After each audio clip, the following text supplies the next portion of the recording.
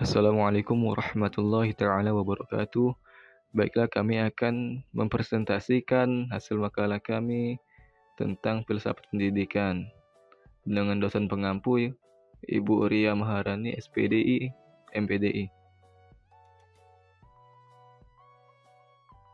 Latar belakang pendidikan bagi kehidupan umat manusia merupakan kebutuhan mutlak yang harus dipenuhi sepanjang hayat.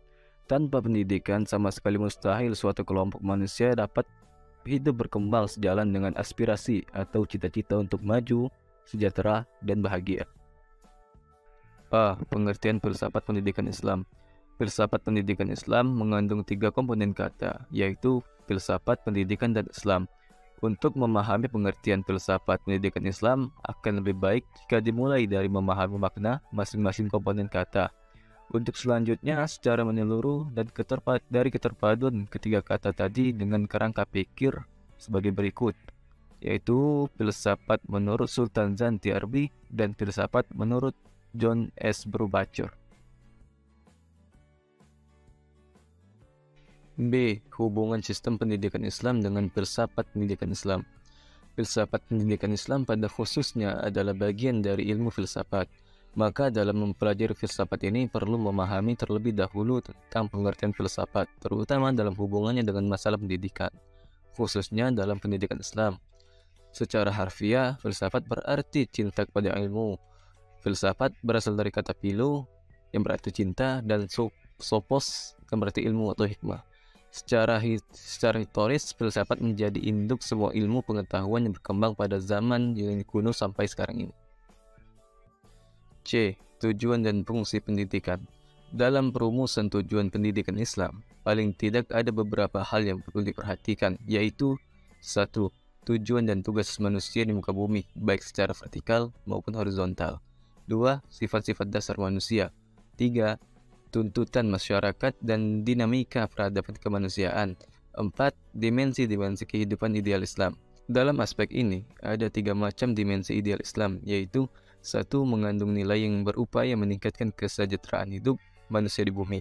2. Mengandung nilai yang mendorong manusia berusaha keras untuk meraih kehidupan yang lebih baik. 3. Mengandung nilai yang dapat memadukan antara kepentingan kehidupan dunia dan akhirat.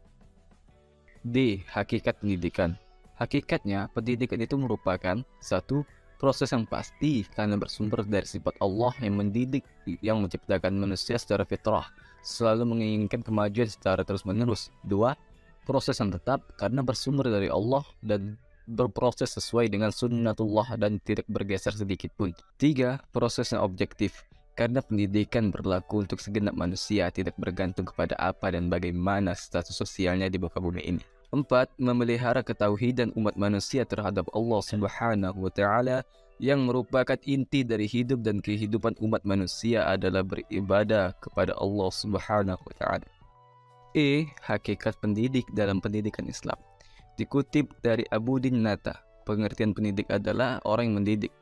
Pengertian ini memberi kesan bahwa pendidik adalah orang yang melakukan kegiatan dalam bidang mendidik. Secara khusus, pendidik dalam perspektif pendidikan Islam adalah orang-orang yang bertanggung jawab terhadap perkembangan seluruh potensi peserta didik.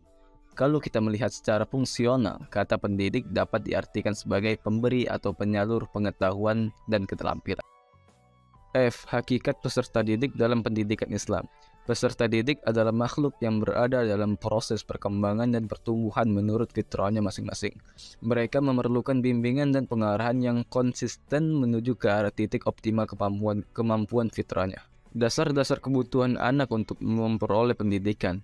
Secara kodrati, anak membutuhkan dari orang tuanya. Dasar-dasar kodrati ini dapat dimengerti dari kebutuhan-kebutuhan dasar yang dimiliki oleh setiap anak dalam kehidupannya. Sekian dari kelompok kami. Apabila ada perkataan yang kurang berkenan di hati penonton, mohon maafkan.